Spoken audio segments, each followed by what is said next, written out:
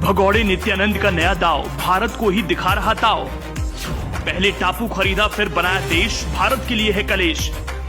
साध्वी सिरे छोड़ दिया देश, कैलासा बनाया फैला रहा द्वेष। नित्यानंद की कंट्री, यूएन की मीटिंग, कैलासा की एंट्री। पहले टापू खरीदा फिर एक अलग देश बनाया, लोगों के आने के लिए सरकारी सिस्टम की शुरुआत की और वो रेप का आरोपी यूएन की मीटिंग तक पहुंच गया। इतनी जल्दी और इतनी आसानी से ये सब होना हैरान करने से कम नहीं, क्योंकि भारत के कानून में वो रेप का आरोपी है।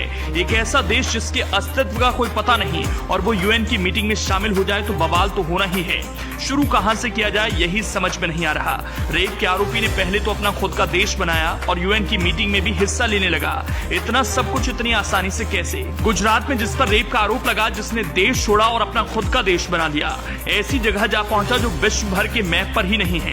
लेकिन अब ये धीरे धीरे इतना आगे बढ़ गया है कि उसको यूएन की मीटिंग में भी हिस्सा मिल गया। बस इसी मुद्दे को लेकर दुनिया जितनी परेशान नहीं है उससे कहीं ज्यादा भारत परेशान है। दुनिया में ऐसा भी हो सकता है कि किसी ने नहीं सोचा होगा। इतनी बड़ी कामयाबी कहें या फिर साजिश, किसी को कुछ समझ में नहीं आ रहा। एक तरफ रूस यूक्रेन के युद्ध ने दुनिया भर के देशों को परेशान कर रखा है, एक तरफ कोविड ने चीन समेत कई देशों में जिस तरीके से हाहाकार मचाया वो किसी तरीके से शांत हुआ।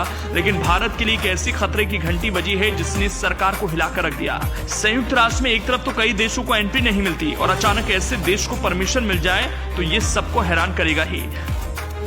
लेकिन ये बात किसी को समझ में नहीं आ रही कि भारत के लिए मुश्किलें कैसे हो सकती हैं। रेप का आरोपी और खुद को भगवान बताने वाला नित्यानंद अपने पैर कैसे पसारे जा रहा है। दुनिया के नक्शे में पहले तो काल्पनिक देश जगह ढूंढ अलग से देश बनाया जिसका नाम रखा कैलासा, लेकिन अब वो अपनी रणनीति को आगे की ओर ले जा रहा है।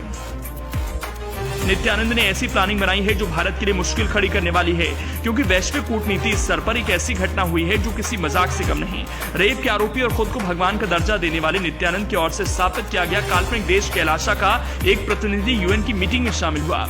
इस मीटिंग में भारत के खिलाफ जहर उगलने में कोई कसर नहीं छोड़ी गई।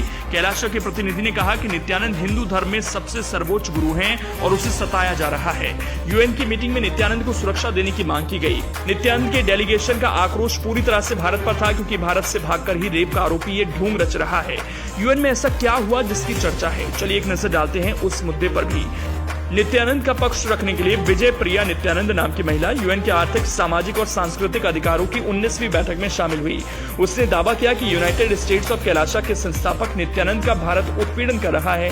कैलासा को हिंदू धर्म का पहला संप्रभु राज्य बताते हुए विजय प्रिया ने राष्ट्रीय समुदाय से कहा कि वो कैलासा के 20 लाख हिंदू प्रवासियों और नित्यानंद का उत्पीड़न रोकें। अक्टूबर 2022 में ब्रिटेन के कंजर्वेटिव सांसदों को तब आलोचना झेलनी पड़ी जब उन्होंने नित्यानंद के समर्थकों को संसद में होने वाली दिवाली पार्टी में शामिल होने के लिए आमंत्रित किया। इंटरपोल ने नित्यानंद के लिए ब्लू कॉर्नर नोटिस जारी करने से इनकार किया।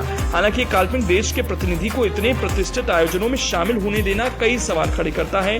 लेकिन इन सब के बीच अब सवाल उठने लगे हैं कि पहले तो खुद का देश बनाया और अब यूएन की मीटिंग में भी पहुंचने वाला कैलासा के पीछे हाथ किसका है? आखिर इतनी जल्दी कैलासा को मान्यता कैसे दी गई? मान्यता दी भी गई या फिर नहीं? क्योंकि मीटिंग के दौरान कैलासा देश की ओर से कहा गया कि 150 देशों में उसने दूतावास और गैर सरकारी संगठन स्थापित किए। हालांकि अभी तक ये पता नहीं चल सका कि कैलासा को संयुक्त राष्ट्र ने मान्यता दी है या नहीं, और अगर मान्यता दी है तो नित्यानंद को काल्पनिक देश का राजा किस प्रक्रिया के तहत बनाया गया? यौन शोषण और रेप के मामले में आरोपी नित्यानंद एक बार फिर सुर्खियों में है। विवादित धर्मगुरु ने दक्षिण अमेरिका देश इक्वाडोर और त्रिनिदाद के पास एक टापू खरीदा था। उसने इस टापू को नया देश घोषित कर नाम दिया था, जिसका नाम है कैलासा। नित्यानंद यौन उत्पीड़न के आरोप में एक भगोड़ा घोषित है। नवंबर 2019 में गुजरात पुलिस ने बताया था कि वो फरार हो चुका है। पुलिस उसके आश्रम में बच्चों के अपहरण से जुड़े आरोपों की जांच कर रही थी।